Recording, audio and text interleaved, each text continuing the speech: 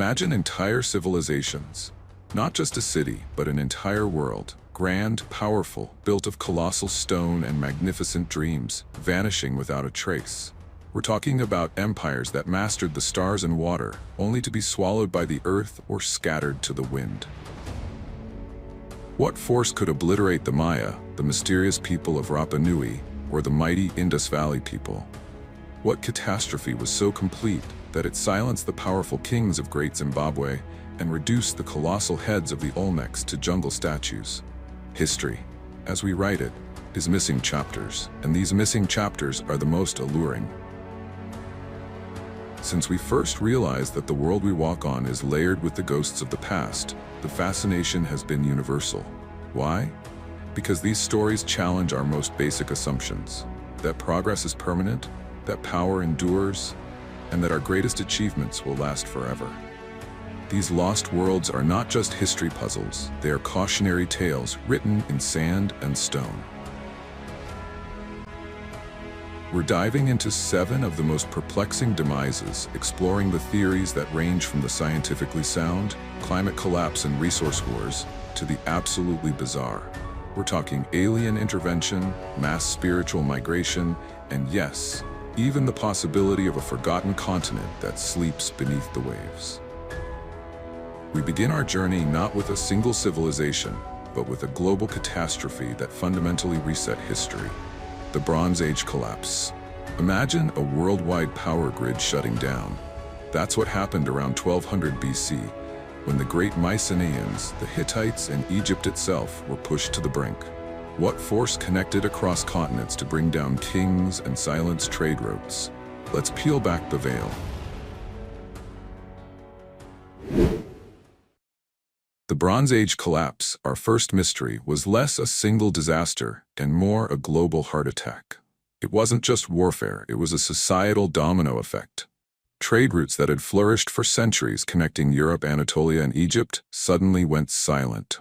Cities burned, literacy disappeared, and entire writing systems like those of the Mycenaeans vanished. The leading theory suggests a convergence. Widespread drought caused mass starvation, leading to internal revolt, which was then compounded by the arrival of a mysterious, aggressive confederation we only know as the Sea Peoples. They were the final, devastating wave. Was it a world war of the ancient era, or just a perfect storm of environmental collapse? The answer remains fiercely debated, but the lesson is clear. Even the most interconnected global system can be shockingly fragile. Now, let's move east to one of the most enigmatic civilizations of all time: the Indus Valley people, builders of the massive cities of Harappa and Mohenjo-Daro, flourishing roughly 4,500 years ago. Their greatness was in their order. They were masters of urban planning, with standardized brick sizes, complex drainage and sanitation that rivaled 19th century London, and perhaps most bafflingly, no massive temples or monuments to kings. They appear to have been a remarkably peaceful, egalitarian society. Yet by 1800 BC, silence. The cities were slowly, deliberately abandoned. The question is, why? Climate change versus river shift. The leading theory suggests a gradual, profound environmental change. The mighty Gagarhakra River, thought by some to be the mythical Saraswati, was their lifeblood. As the monsoon pattern shifted eastward, this river system dried up. It was a slow-motion disaster. People didn't die suddenly. They simply lost the ability to sustain their advanced cities and migrated toward the Ganges basin. Some theories hint at an invasion, the Aryan migration theory. But archaeological evidence simply doesn't support a catastrophic violent end. No mass graves, no widespread burn layers. The Indus people didn't die in a war, they just left. And that in itself is a terrifying realization. When the environment turns hostile, sometimes the only option for an advanced society is to dissolve. Our next mystery brings us to the rainforests of Mesoamerica and the towering jungle-clad pyramids of the classic Maya. Between 250 AD and 900 AD, they were the absolute peak of ancient American civilization. They devised zero, created calendars more accurate than anything in Europe, and built sprawling, majestic cities like Tikal and Palenque. Yet by the 9th century, The great temples stopped being built. The carved stelae recording their history went silent, and the southern cities became ghost towns. This is known as the classic Maya collapse. What ended this brilliance? Was it one massive failure or the collision of many? Warfare, drought, or revolt? The evidence points to all three. Prolonged, intense drought cycles, lasting decades, devastated their agriculture. This led to fierce warfare between city-states over diminishing resources. And finally, some experts believe the overextended ruling elite collapsed under the weight of peasant revolt. The mystery isn't if they collapsed, but how a civilization so brilliant could be undone by the very environmental pressures they sought to master. It's a terrifying story of hubris meeting a changing climate. We've seen the global trauma of the Bronze Age and the slow environmental death of the Indus. We've witnessed the complex collapse of the Maya. But sometimes the disappearance of a society is not a slow decline. It's a sudden, tragic, self-inflicted wound. The world has speculated about the catastrophic end of lost civilizations. Prepare to have your mind blown as we uncover the leading theories, from climate collapse to outright societal suicide, that attempt to explain why these advanced societies simply disappeared. Our next stop is one of the most remote places on Earth, Rapa Nui, or Easter Island. This is perhaps history's starkest cautionary tale. Imagine a thriving Polynesian culture, navigating thousands of miles of open ocean to reach a pristine, fertile island. They settled, they flourished, and they erected those stunning, colossal moai statues. Hundreds of them, some weighing 80 tons. How? They moved them using intricate rope systems, levers, and crucially, by felling the island's abundant palm trees for sleds and rollers. But the population grew, and the demand for resources, especially those precious palm trees for housing, fuel, and moving the moai, skyrocketed. The result was environmental devastation. The islanders clear-cut their entire island. By the 15th century, the landscape was barren.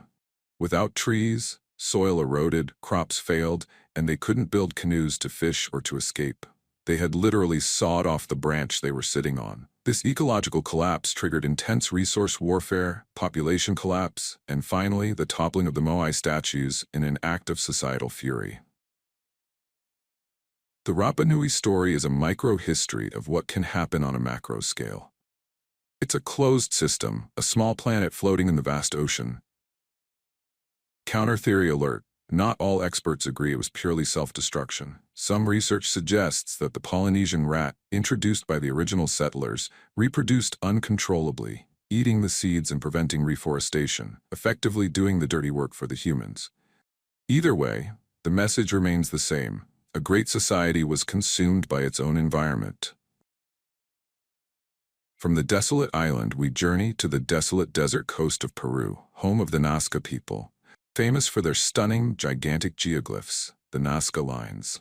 These lines, drawings of monkeys, spiders, hummingbirds, and geometric shapes, can only truly be appreciated from the air. They are monumental, bizarre, and still totally baffling. The Nazca were not just line drawers. They were masters of textiles and underground water management, building complex aqueducts called puquios to capture and redirect scarce water. The Nazca thrived for over a millennium, but their civilization peaked and vanished around 500 AD. The latest research provides a dark answer. Much like Rapa Nui, they deforested the small patches of huarango trees that stabilize the desert soil along the riverbeds. This led to disastrous flooding during the occasional El Niño event, completely wiping out their agriculture.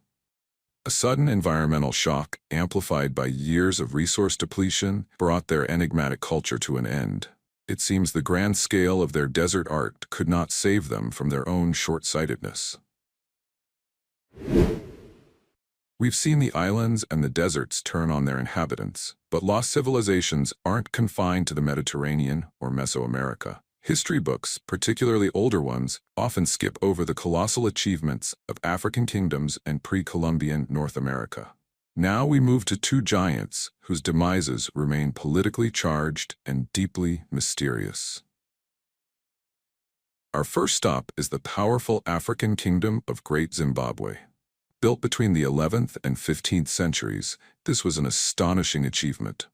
Imagine a city covering nearly 1,800 acres, dominated by massive, intricate stone enclosures, walls towering over 30 feet high, built without mortar.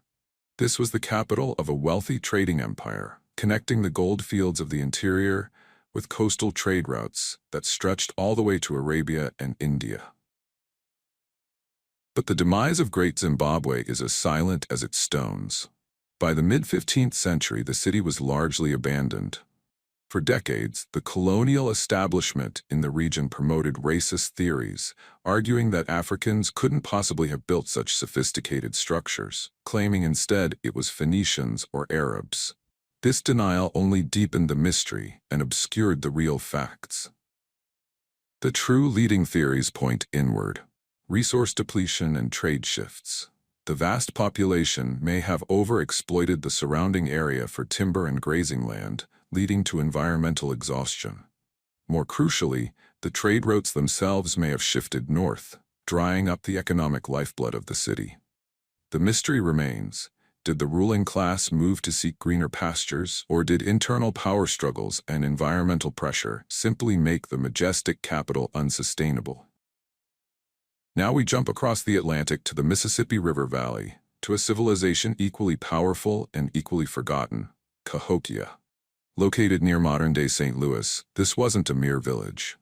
Around 1050 AD, Cahokia was the largest city in North America, with a population that may have exceeded that of London at the time.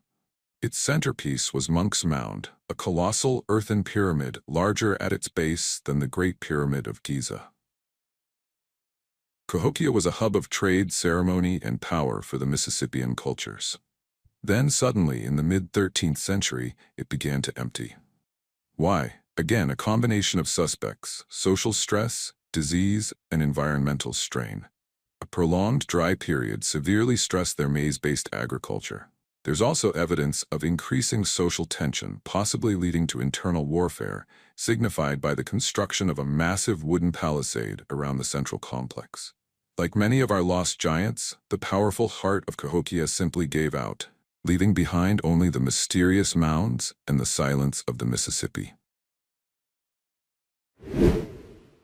We've traversed continents, examining the demise of mighty trading empires, advanced city-states, and colossal ceremonial centers. In every case, from the Bronze Age to Cahokia, we find the fingerprints of climate change, resource depletion, and internal stress. But the next two mysteries force us to look even deeper, challenging the very foundation of historical knowledge. We return to Mesoamerica but travel further back in time, before the Maya. Meet the Olmecs, the so-called mother culture of Mexico. Flourishing as early as 1500 BC, they laid the groundwork for nearly everything that followed: the pyramid builders, the calendar systems, ritual ball games, and the worship of the jaguar god. Their greatest legacy, however, lies in their most perplexing artifacts: the colossal heads. These gigantic heads, some weighing up to 40 tons, were carved from single basalt boulders quarried over 50 miles away and transported through dense jungle. But around 400 BC, their major ceremonial centers, like San Lorenzo and La Venta, were abruptly abandoned. Unlike the Maya, the Olmecs didn't really disappear. Their culture simply dispersed. Their massive settlements were ritually destroyed and buried. Why? The theories are straightforward, but unsatisfying. Severe environmental change, perhaps due to volcanic activity or river shifts that altered their lowland environment, making it unsuitable for their intensive agriculture. Or maybe internal social friction that led to the breakdown of their political structure. Their collapse wasn't sudden and violent. It was a decision. The mother culture decided to pack up and move on, leaving only these silent, colossal portraits behind. What if everything you thought you knew about history was missing a crucial chapter? Our final focus shifts from documented ruins to the ultimate unsolved riddle: Atlantis. The story, a powerful, technologically advanced island civilization that angered the gods and was swallowed by the sea in a single day and night, comes only from the writings of the Greek philosopher Plato. The debate rages: is Atlantis pure fiction, a political allegory used by Plato, or is it based on a forgotten historical event? The Minoan connection. The strongest real-world theory links the Atlantis myth to the cataclysmic eruption of the volcano on the island of Thera around 1600 BC. The Minoan civilization, based on nearby Crete, was a technologically advanced maritime power that was devastated by the resulting tsunamis and ashfall. A powerful civilization wiped clean by a single sudden natural event. Whether fact or allegory, Atlantis represents the ultimate fear that no matter how sophisticated we become, nature or fate can end it all in an instant. It forces us to ask, are there patterns in all these demises, or is each truly a unique, terrifying puzzle written in the ruins? We have looked into the silence, the slow desiccation of the Indus Valley, the self-destruction of Rapa Nui, the mysterious abandonment of Cahokia, and the sudden mythic cataclysm of what might have inspired Atlantis. These 7 or 8 mysteries are not isolated incidents. When you step back, the same terrifying patterns emerge: environmental hubris, social inequality, over-reliance on fragile systems. These forces, more than any invading army, were the true grim reapers of history. Why do these mysteries continue to captivate us in 2025? Because these lost worlds hold up a mirror to our own. We are a global civilization facing global, complex challenges: climate breakdown, resource competition, and rising social friction. The Maya didn't realize they were cutting down the last trees. The Rapa Nui didn't see their small island as a metaphor for the planet, but we do. What lessons can we as a modern civilization draw from their fates? The greatest lesson is perhaps humility. The grandest walls will crumble. The most precise calendars will eventually cease to tick. Success is temporary. Adaptation is survival. When our powerful cities cease to serve the needs of the people and the environment, they become monuments to a colossal failure. Now, the discussion continues with you. History's unsolved riddles are not just for experts. Which one of these civilizations do you find the most alarming? Do you think Atlantis was real? Or do you have a completely different theory for the disappearance of the Nazca people? Share your theories in the comments below. Join the ongoing discussion, because the key to preventing the next great collapse might just be hidden in the whispers of the past. Don't let history repeat itself. Like, subscribe, and let us know what truly killed the giants.